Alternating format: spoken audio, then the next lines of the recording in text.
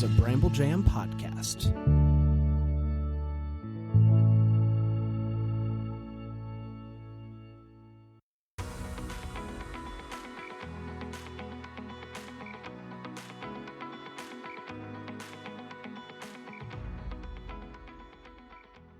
Welcome to Girls Gone Hallmark, a Hallmark review podcast. I'm Megan, and I'm a longtime Hallmark fan. I'm Wendy. I'm a former Hallmark hater. Today, we're discussing Tidings for the season, which originally aired on Sunday, November 16th, 2025, and you can stream it right now on the Hallmark Plus streaming platform. If you want more of Megan and Wendy this holiday season, we encourage you to join our Patreon, where we publish 4 weekly episodes monthly outside of the realm of Hallmark. They're pop culture, they're life, they're a peek behind the curtain, they're a little more personal. You can get a full week completely free at patreon.com/Megan and Wendy to check it out. Hey, I'm gonna promote our Blue Sky and Threads, if I may. On Monday nights, we have been live. I don't want to even call live posting. Whatever it's called for these platforms. I'm usually on Blue Sky. Megan's over on Threads. We are at Girls Gone Hallmark on both of them. It's been fun. I miss that sort of like live interaction. But let me tell you, I need more people to come over and engage with me because I'm just talking into a void over there, it seems like. I know. Did I say specifically that we were doing Finding Mr. Christmas? I don't even know if I said that. I don't know. Yeah, Mondays. Finding Mr. Christmas. Monday's Finding Mr. Christmas. Yeah. Hey, I have a little note. In our episode that dropped yesterday, which is 3 Wiser Men, we discussed the extended cut on Hallmark Plus. Have you seen it? Have I watched the extended cut on Hallmark Plus? Yeah. Is your question? No. Yeah. No. So I watched the ending because I heard there was an alternate ending. And there's an extended ending. I didn't watch the whole thing. I know there's some additional scenes. I didn't have another hour and a half to watch the whole thing to find them. But there is more clarity at the end of the movie. Why didn't they use that ending? I don't know. It's very interesting because it's kind of a key plot point that they wrap up about the house. Yes. Would you like me to tell you what happens with the house? Yeah. Listeners, skip forward if you don't want to hear, if you want to discover it on your own. But go ahead, Megan. I'm listening. Taylor purchases the house for his mother. He goes, I'm rich. I can do whatever I want. She's like, did the other boys know? They're, of course, there. And he's like, nothing happens without these two. Because I had forgotten the plot point that, yes, she wanted to downsize, but she also wanted more money to be able to travel. And so he says, now you can travel and do whatever you want, but you can keep the house. Oh, that's nice. That's the ending they should have used. I agree. That would have been great. So there's more clarity there.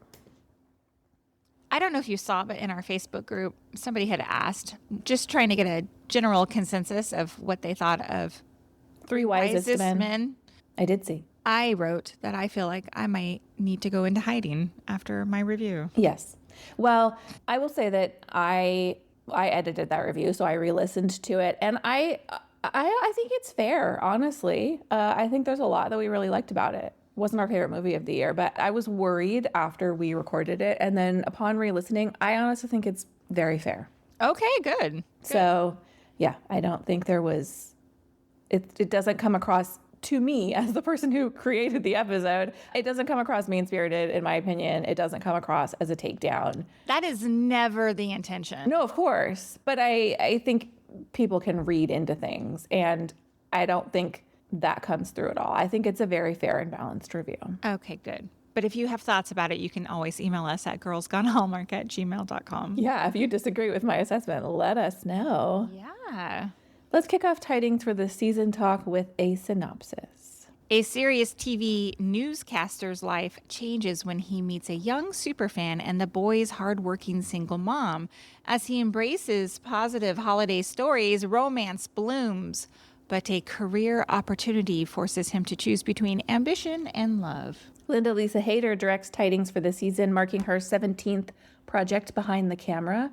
Her previous Hallmark work includes Haunted Harmony Mysteries Buried at Sea and Signed, Sealed, Delivered, To the Moon and Back. Joey Elkins and Blake Silver are responsible for the script. Joey Elkins has 8 writing credits and a strong Hallmark resume, including Game of Love, Autumn in the City, and Unlocking Christmas. He's also contributed to the hit Netflix series Outer Banks. Do you watch Outer Banks? No. That's a real Gen Z show. Blake Silver also has 9 writing credits and has worked on many of the same Hallmark titles as Joey. BJ Britt stars as Adam Kade with 58 acting credits. BJ's probably best known for his role as Pete from the Groomsmen trilogy. It's worth noting that BJ recently starred in #Worst Christmas Ever on Amazon Prime that currently has a 10 out of 10 rating on IMDb. Have you ever seen a 10 out of 10 rating? No. Me This either. movie has a 7.2, which is pretty high for a Hallmark movie. But 10 out of 10? I've never seen any such thing. And there must be one review. It may have just been one review. I don't even know if it's currently out. Yeah, that was my question. Has it even aired yet? I don't know. No idea. Tamera Mowry-Housley stars as Lucy. Tamera has 41 acting credits, and we last saw her in Haunted Harmony Mysteries, Buried at Sea. She is currently hosting the Hallmark reality baking competition, Baked with Love Holiday. Elijah Justice Lewis plays Robbie. This is his second acting credit and his first project for Hallmark. Matthew James Downham plays Todd. You might recognize Matthew from his role as Pastor McGregor on The Chicken Sisters. This movie marks his 35th acting credit. This movie had an original working title of Tonight's Top Story. It was filmed in and around Vancouver, British Columbia, Canada in August 2025. We are going to take a quick break and come right back with our first impressions.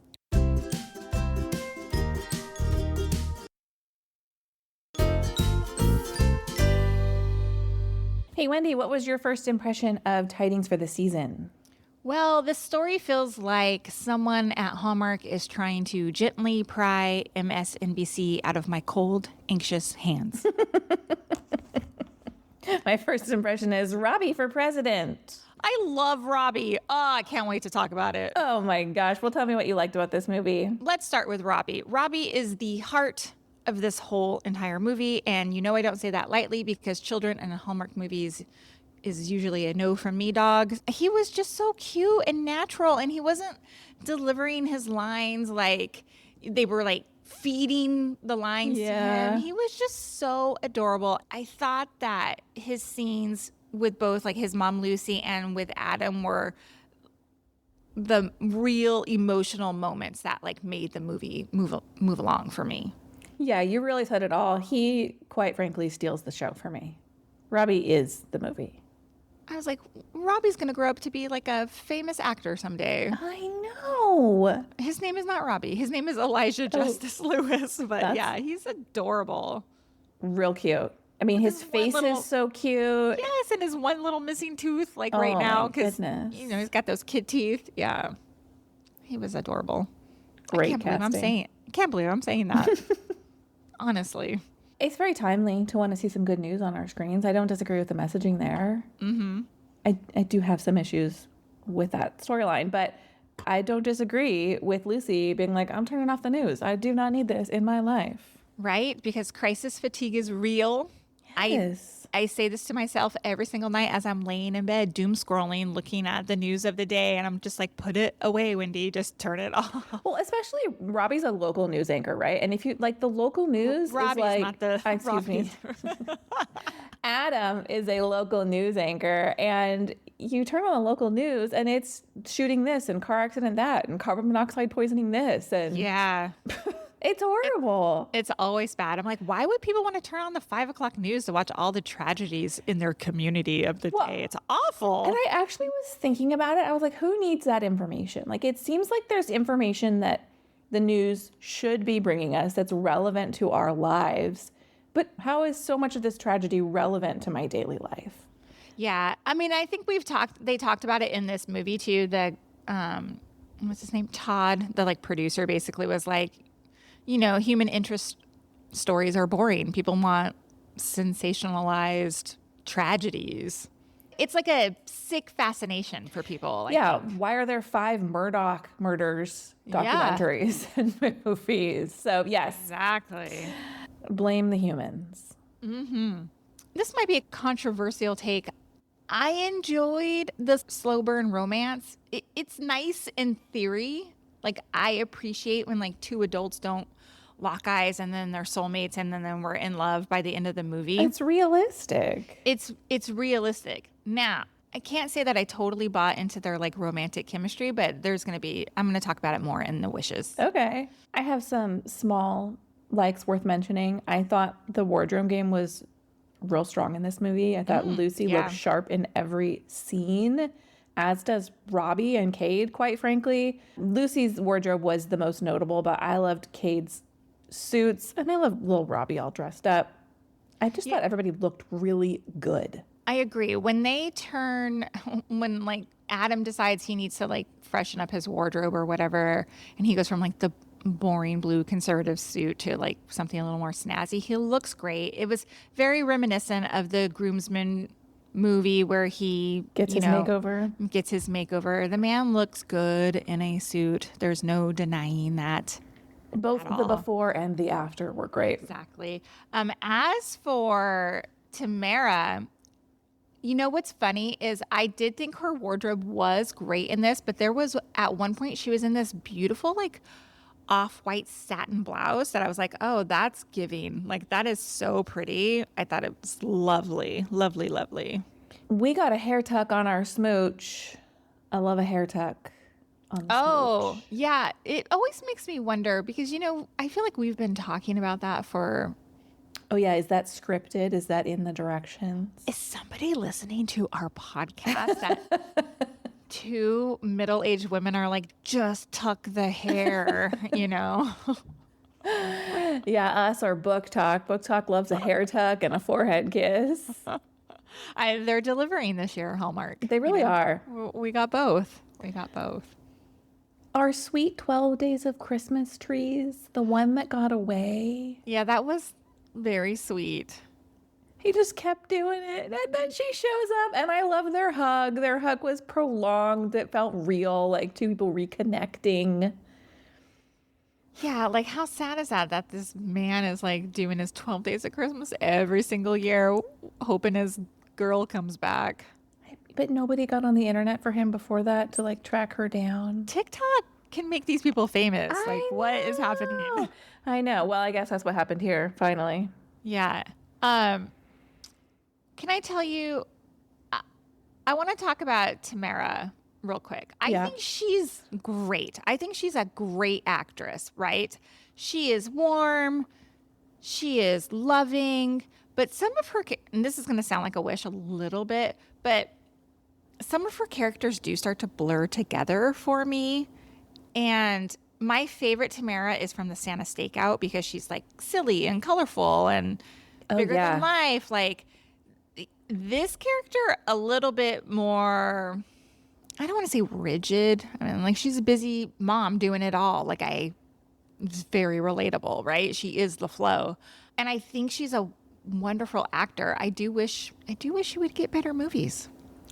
Last year, I don't know if you recall, we were on Deck the Hallmark for Scouting for Christmas, and I made a controversial statement. Do you recall this moment? I remember the movie not being great. What was the statement? I said, I love Tamera Mowry-Housley. I'm not sure that Hallmark does because they keep giving her these scripts that she's doing the best she can. Like, she's doing what can be done here with the material that she's given, but give her something more to work with. What do you think about her in the Murdered at Sea? Oh, That's not what it's called. It's called right. Buried at Sea. The Haunted Harmony Mysteries. I do like her in those. She's a little more loose in those. Yes, she is. I do like her in the mysteries. But these Christmas movies, I thought this movie was fine. That's really my overall take. I thought it was fine. Real kind of classic Hallmarky, mild conflict, slow burn romance, mildly uptight woman, right? Like, I thought it was fine. I thought it was watchable. Thought it had some nice Christmassy moments in it, some heartfelt things happening. But I would like to see her get like the script of the year. Oh yeah, wouldn't that be great? Like, she's paid her dues. You know, and I saw something on Blue Sky somewhere, and they were talking about why isn't she and her sister in a movie together? I was just going to say that. Wow, I can really hear your typing. Because they were just in a commercial together, and I was trying to figure out, Home Goods. They just did a Home Goods commercial together. But there was some online scuttlebutt that perhaps they were on the outs. Right. But then I've seen some recent social media posts of them together, and then they just were reunited for that Home Goods commercial. So if Hallmark could bring them together for a movie, I think Tia does Lifetime sometimes. But if Hallmark could bring them together for a movie, the ratings would shoot through the roof. People are dying for a sister-sister reunion. I would love to see them in a movie. I think it's a misstep that Hallmark hasn't tried to make that happen. Or at least that it hasn't happened yet. Who knows what they're doing behind the scenes. Right. Do you have more likes? That's it for me. Let's talk wishes. I want to circle back to the romance here. Okay. Speaking of fine, the romance was fine, but it was not the relationship I was rooting for while watching this movie. I thought Adam and Robbie were super adorable. That's the bond that I cared about. I don't know if it was like a future father figure or like big brother situation dynamic, but that's what was the driving force for me. Yeah, I think there's a little bit of a silent, subtle messaging about like leaning into your village, because in the beginning of the movie, Adam says to Lucy about Robbie, he's like, "Oh, it takes a village." She's like, "I am the village." And in many cases, that's true, right? Like, she's a single mom. It is all on her shoulders. But when she has to lean on somebody, they come through for her. And I think that messaging, like, let your village come through, is a little bit stronger for me than the romance. Like you said, like, you can have these full, deep relationships in your life without it always being romantic. Yeah. And Lucy were very sweet. They were very polite to each other, but there were very few sparks, in my opinion. And I totally didn't find it believable that he wouldn't take that Chicago job. I don't understand. He wanted this upward move. The conflict is so familiar. She gets upset because he's been looking for a job. They are new in their relationship. And in your opinion, did he need to be having that discussion with her already? No. Like, "Oh, I might be moving." Well, yeah, we've been on one date. Like, sure, I get being disappointed that this person I like and am developing feelings for is moving away, but the anger, as always, I felt like was not justified there. Agreed. And I really was a little disappointed that he didn't take the job. Right? Take the job. I know that we're trying to soften Adam here in this movie. That's kind of one of the plot lines is, smile a little and have a good time. And so I think this is trying to prove that he is softened, but he can continue being a presence in Robbie's life while following his dreams. I mean, that would have sent a big message to Robbie, who has this dream of being a newscaster. Yeah, exactly. What city were they supposed to be living in? Minneapolis. Okay. I think That's not that far. actually, don't ask me about geography, but okay. My question is though, like, you work for something for so long, so many years, right? Trying to achieve like this goal. He wants to be on like a bigger national stage. And then he meets this woman. I just, like, what? I just don't get why he would turn it down. It doesn't make any sense to me. For a 2-week-old romance. Yeah. No, let's be long distance. Let's, let's figure it out. Let's see what happens. Like, it's not maybe it isn't what you want, but give it a try. Right. But it was also like, it wasn't like Robbie desperately needed some father figure in his life, because his mom was like too busy for him, and then he was going to fill that role, or. Yeah, he had a full life of people who loved him. Yeah, it just didn't make any sense to me. And it kind of made me mad, actually. Yeah, me too. Me too. I was like, when he says that, I was disappointed. I wanted more from you, Adam. I don't know why, but I feel like Adam's character should have been named Robbie and Robbie's character should have been named Adam. But oh, yeah? Why is that? I don't know, but in my mind, Robbie is the adult. I have to stop myself every single time. Well, one of my other wishes is I feel like I needed more Lucy. We got selfless single mom holding it together. And I get that. I get it. Trust me, I get it.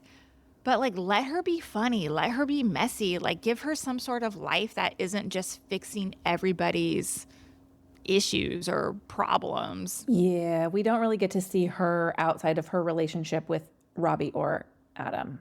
Yeah, I think she deserved her own story, really, and one that wasn't made to support Adam's growth as a great. softening or whatever. Mm-hmm.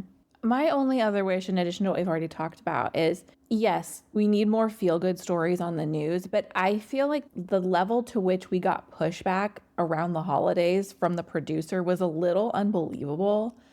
Like the potential for a viral story like that Christmas tree one where people are all in on solving this mystery, yeah, that's going to drive viewers. So I just thought it was a little bit unbelievable that they were like, we cannot talk about anything good on the news during the holidays at all, and that Adam had to go rogue in order to tell these stories. The news producer, Matthew James Dowden, who every time I see him, it feels like he reinvents himself. I don't know why. It feels like a completely new person in every cast, but he wasn't evil. Like, they had this great relationship. So putting him in this position to make kind of like big evil corporate decisions felt a little off to me. Yeah. Yeah, I'm almost tempted to watch the local news tonight to see if there's like a feel-good human interest story in it. Because think about like People magazine, right? Yes. There's always a feel-good human interest story, but there's always a murdery story in there too. Yeah. And celebrity news. So, like give me both. I think I need both. I'd be curious to see which people are clicking more online. Which of those stories gets more clicks? Oh, yeah. That's interesting. Oh, look, I'm going to report back. I'm going to turn on the channel, the Channel 5 news, whatever the local news is tonight at 5:00. I'm sure it's going to be all politics stuff, but I'm curious. Okay. Let's talk. Did you see that? The product placements are back. Thrivent, I think is what it is. Oh, is that what it's called? Thrivent. You're right. Thrivent. Look, it wasn't King's Hawaiian level chaos. No, it wasn't quite as clunky, but it was there. Well, I was like, hot damn, does Hallmark have a sponsor for every movie this season? At least this weekend. I was like, somebody in the marketing department is going to get a raise because they have been pounding the pavement for those sponsorship deals. They're like, we didn't have the money for 42 movies, but this is how we're finding it. Yeah. I didn't think it was as bad. Like, we got the close-up on the ornament and then like a little bit of a banner in the background. Well, when he goes to talk to the Angel Gifts lady, she does the straight up like infomercial for her. She's like, well, I had the idea and I went to Thrivent and they made it happen. Right. Exactly.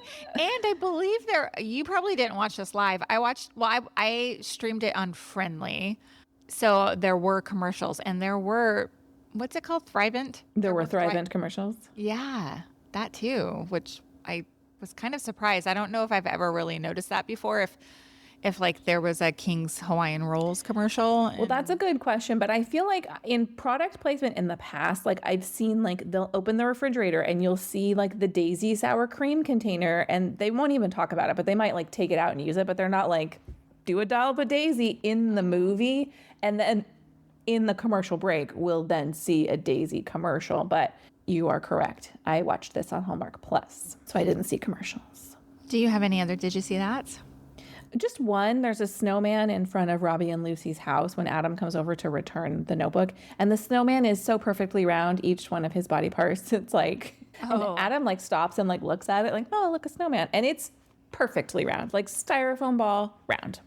Oh, fake snowman. Quite. I have two. Did you see that? Okay. One is, remember we have Lucy, she goes into her hair salon and she turns off the news. She's like, nope, can't do this today. And Adam was the anchor at the time. Yes, I thought about this as well. But then we also see him doing like the evening news as well. Is this man working 24 hours a day, 12 hours a day, like morning and evening? I wondered the same thing. I'm like, well, I don't understand. That's not how this works. Not how it works. Also, this is the second movie this season dropping an Eras Tour reference. Yes. Like, okay, it's fine. Like, I get it. It's fine because when the writers are writing these movies, I'm sure that was like the biggest thing, like last year around this time, right? Yeah. But I'm like, is Hallmark leaning too hard into Taylor Swift as this like cultural touchstone? Like we're marking time. Yeah, with these interesting. movies? It just is weird to me. And it's not weird to me like one time, but 2 times is too much. I know. You would think like there would be some sort of like look, I'm making jobs up in my head, but somebody who like oversees every script. And it was like, you know what? There was a Taylor Swift reference in that movie and also in this movie, and maybe that should be changed. I got you Savannah Bananas tickets. Yes. I wonder if that is that big enough. Like, does that hit like the Canadians? Would they understand who the Savannah Bananas are? I don't know. Canadians weigh in. Do you know the Savannah Bananas? Or do you use, I'm like trying to think of like another musical artist that could be big enough, but not Taylor Swift big enough. Justin Bieber. I don't know. Canadians know who Justin Bieber is. Really got our finger on the pulse of the pop culture zeitgeist over here. He is headlining Coachella next year, so he's doing some things. Sure. I don't. Yes. Anyway, that was all my did you see that? Hey, what did you rate Tidings for the season? I gave it 3 stars. I gave it 3 stars as well. All right. Thank you for listening to this episode of Girls Gone Hallmark, a Bramble Jam podcast. If you love this podcast, we love your 5-star ratings and reviews. Thank you to everyone who has dropped recent reviews in the Apple Podcast app. It's your turn now. Go leave a rating and a review, and we'll see you next time with more reviews. Goodbye. Bye.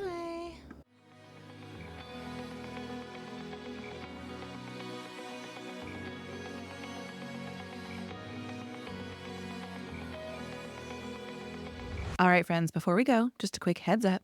You're about to hear some ads. These little gems help us keep the show running and the Hallmark love flowing. So do with that info what you will. Grab a snack, hit the skip button, or maybe, just maybe, listen in and discover your new favorite product. Bye.